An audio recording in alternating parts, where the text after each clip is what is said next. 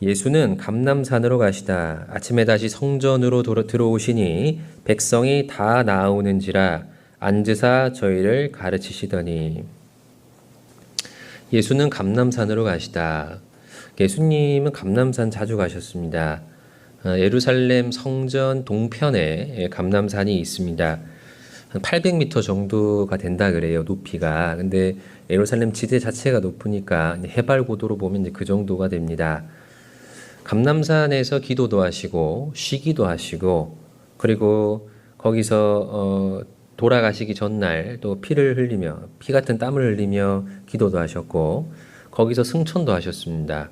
그리고 마지막에 주님이 어디로 오신다고 하시던가요? 감람산으로 오신다 그러죠. 감람산하고 예수님하고는 아주 좀 깊은 인연이 있는 곳입니다. 제가 문득 그런 생각이 들었어요. 왜 감람산일까? 물론 이제 예루살렘에서 가까운, 성전과 가까운 곳이라 주로 이제 성전에서 일을 하실 때 그쪽에서 쉬고 기도하시려는 목적이기도 하겠지만, 제일 중요한 이유는 감람산에서 보면 예루살렘과 성전이 잘 보입니다. 예수님이 감람산에 주로 기도하러 가셨죠. 우리가 잊고 있다가도 이렇게 좀 교회 와서 식구들을 이렇게 쭉 쳐다보면 그분들의 사정이 떠오르잖아요. 아, 그래, 저분이 저런 일이 있었고 저런 기도 부탁을 하셨었지. 내가 잊고 있었구나. 오늘 꼭 가면 기도해 드려야겠다. 뭐 그런 생각이 들죠. 우리는 잊기 쉽기 때문에 이게 눈으로 봤을 때 떠오르는 것들이 있습니다. 물론 예수님은 기억력이 감퇴가 없으니까 그런 목적은 아니겠지만, 주님이 우리를 구원하려 오셨고, 그 길 잃은 양처럼, 목자 없는 양처럼 유리하는 이스라엘 백성들 구원하러 오셨잖아요. 그렇기 때문에 그들을 보면서, 그들의 타락한 성전을 보면서 아마 간절히 기도하시기 위해 그곳에 있으셨을 거라고 생각을 합니다. 예수님 마음은 항상 그 백성들에게 있었어요. 늘 그걸 위해서 사셨습니다. 애초에 출발부터 구원하려고 오셨고, 구원하려고 사셨고, 구원하기 위해 죽으시고, 구원하기 위해 살아나셨습니다. 그리고 이제 내가 다 했으니까 천국 가서 좀 쉬어야겠다. 내일은 끝났어. 그리고 쉬고 계신 게 아니라 지금도 우리를 위하여 간구하고 계신다 그러잖아요. 나를 아는 사람 중에 그 누가 늘 나를 생각하고 있을까요? 항상 내 걱정하고 나를 염려하고 나를 위해 기도하고 있는 사람이 누가 있을까요? 아마 우리의 부모님 정도 될 겁니다. 사실 자녀된 입장에서는 부모를 24시간 생각하진 않죠. 그러나 그 부모님 외에 부모님보다 더 우리를 자주 생각하고 우리를 위해서 간구하고 계신 분이 예수님이십니다. 그러고 생각하니까 좀 많이 은혜가 되더라고요. 주님이 나를 위해서 오셔서 나를 위해 수고하시고 나를 위해 죽으셨구나. 상담하다 보면 이렇게 묻는 분들이 있습니다. 예수님이 왜 그렇게까지 고통을 받으셔야 했습니까? 우리를 구원하기 위해서. 물론 다른 이유도 얘기를 할 수 있지만, 한마디로 얘기하자면 우리를 사랑해서 그렇습니다. 왜 그렇게까지 하십니까? 사랑하니까 그런 거예요. 저희 가정 얘기를 좀 드리면, 이제 우리 자매가, 저와 저희 자매와 남자아이 둘이 있습니다. 7살, 5살. 구원받고 이제 신앙생활하고 결혼하고 이제 3년 만에 교회 들어왔습니다. 첫째 아이가 있을 때. 저희 자매는 이제 그 아주 왕성하게 교회 활동을 했습니다. 이것저것 봉사 여러 가지 하면서요. 제가 고향이 경남 김해입니다. 그래서 이제 지방에 있으니까 여러 일을 많이 할 수 있는 기회가 있잖아요. 그래서 아주 만족스럽게 봉사를 했습니다. 쓸모가 많았습니다. 교회가 적다 보니. 잘해서 그런 게 아니라요. 또 워낙 인원이 없으면 그렇죠. 그래서 그 봉사로 인한 만족감이 가득했거든요. 근데 저는 이제 교회에서 부름을 받았으니까 사실 저는 늘 보람을 느껴요. 매일매일 보람됩니다. 그런데 이제 교회 들어온 저희 자매는 봉사가 이제 한순간에 없어졌습니다. 그리고 이제 아이만 잘 기르면 된다고 이제 교회에서 얘기를 해주셨어요.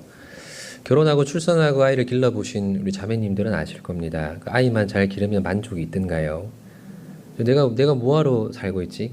내가 교회에서 어떤 의미가 있는 걸까? 신앙에 있다 회의도 좀 들고, 상당히 이제 자기의 어떤 그 이제 쓸모에 대한 생각을 좀 하게 되잖아요. 그리고 사실 보람이 크게 없습니다. 그래서 사실 오랜 기간 동안 좀 이렇게 마음에 방황을 했습니다. 갈피를 잘 못 잡고, 제가 가끔 집에 가서 그런 고민을 하고 있으면 아이를 키우는 게 가장 위대한 일이야. 그러면 자매가 화를 냈어요. 난 진심으로 얘기했는데 왜 그럴까? 근데 생각해 보니까요, 지혜롭지 못하게 얘기를 한 것 같아요, 제가. 근데 최근에 이제 저한테 그런 얘기를 하더라고요. 내가 이제야 알았다. 그런 얘기를 하더라고요. 이제야 알았다. 그게 뭘 알았냐? 그러니까 내가 이런 모든 것을 다 이렇게 수고하고 희생하고 좀 이해할 수 없는 어떤 그 길을 걷는 그런 이유를 이제야 내가 정확하게 알았다. 그게 뭐냐고 물으니까요, 한마디로 얘기했습니다. 복음 전하는 것 때문에, 복음을 위해서 내가 이러고 있구나. 그 생각이 마음에 정리가 되니까 갈등이 없어졌다고 얘기를 했어요. 너무 감사했습니다.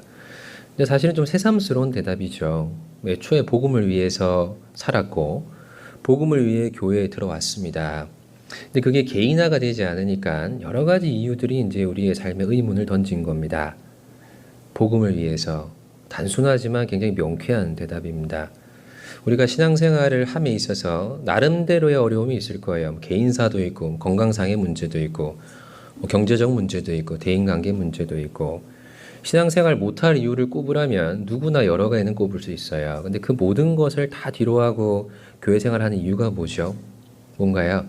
교회 오면 친한 분들 계시고 나름대로 봉사를 통해 만족감도 얻고 교회 오는 게 너무 재밌고 즐겁고 뭐 그런 이유도 있을 거예요. 그러나 그 모든 건 다 반사적인 이익입니다. 제일 중요한 이유는 복음 때문이에요. 그게 제 마음에 큰 감동이 됐습니다. 저도 사실 교회 일을 하지만 있다 보면 불쑥불쑥 좀 불만 같은 것들이 생길 때가 있어요.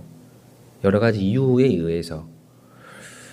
근데 이제 정신을 그때그때 차립니다. 제 마음을 이렇게 정신 차리게 하는 중요한 이유가 복음이에요. 그래, 내가 복음 위해서 다른 거는 희생하는 거지. 다 좋을 수가 없으니까요. 우리도 그럴 겁니다. 저만 그런 게 아니라 우리 모두의 이유가 그렇죠. 복음을 위해서. 예수님이 살아오신 과정을 보면 정말 어려우셨습니다. 항상 비난과 모함을 당하셨어요. 그리고 죽이려고 살해 의도가 늘 있었고 결국은 그 의도에 의해서 돌아가셨습니다. 표면적으로는. 그리고 모진 고난을 받고 돌아가셨습니다. 왜 그렇게까지 하셨는가? 복음을 위해서죠. 그럼 우리는 어떻게, 무엇을 위해서, 무엇을 목적으로 살아야 될까요? 복음을 위해서. 그 이유가 다 정리가 되더라고요. 교회당 건축하느라 수고 많이 하셨죠. 왜 그러셨나요? 그걸로 인해서 우리 각자의 생활에 적지 않은 부담이 있으셨을 겁니다. 그리고 그 불편함을 좀 오랫동안 아마 이렇게 감수하셔야 될 겁니다. 저도 제가 있던 교회가 20년 전에, 거의 20년 전에 입당을 했는데요. 빚이 아직 있어요. 그래서 저는 10여 년 넘는 기간 동안 매년 작정했습니다. 교회에 있으면서. 불편하죠. 그러나 그 불편함을 나쁜 것이나 잘못된 거라고 생각하진 않았어요. 오히려 내가 우리 교회에 항상 빚이 있으니까 내 삶이 거기에 이제 관심이 가 있을 수밖에 없고, 또 그 빚이 존재하는 이유가 복음 위해서니까 내가 그걸 위해서 이렇게 오랜 기간 동안 희생할 수 있다는 거에 대한 감사를 하고 있었습니다. 그래서 제가 화성에 발령이 와서 이제 발령 나서 왔는데 건축을 하고 있더라고요. 증축을 하고 있더라고요. 한 층을 더 사서 리모델링 하고 있었습니다. 뭐 전혀 놀랍거나 새롭지 않았어요. 뭐 금액이나 여러 가지 규모로 봤을 때 내가 하던 거에 비해서는 좀 덜 하더라고요. 그래서 크게 부담 없이 했습니다. 복음을 위해서입니다. 힘든 헌신을 우리가 어떻게 할 수 있습니까? 복음을 위해서죠. 그것이 있으면 할 수 있습니다. 어려워도. 그리고 복음을 위해서 살아보면 기뻐요. 기쁨이 있어요. 내가 복음 위해 살 때 주님이 기뻐하고 또 나도 그 기쁨으로 인해서 기뻐할 수 있습니다. 그게 있으면 할 수 있습니다. 주님을 사랑하는 마음이 있으면 복음 위해 살 수 있어요. 그게 있으면 어려워도 할 수 있습니다. 사실은 그게 있어야지만 할 수 있습니다. 다른 동기는 절대 오래 가지 못해요. 주님을 사랑하는 동기가 아니면 끝까지 갈 수는 없습니다.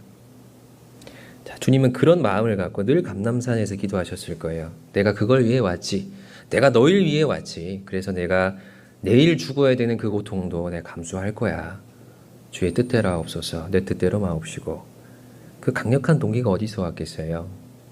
여전히 정신 못 차리고 있는 그 예루살렘의 백성들, 이스라엘의 백성들, 그리고 먼 훗날 우리의 모습, 그게 주님에게는 유일한 이유였습니다. 우리에게도 유일한 이유는 주님이어야 됩니다. 그러면 주위의 상황이 어떻든 개인사가 어떻든 끝까지 할 수 있습니다.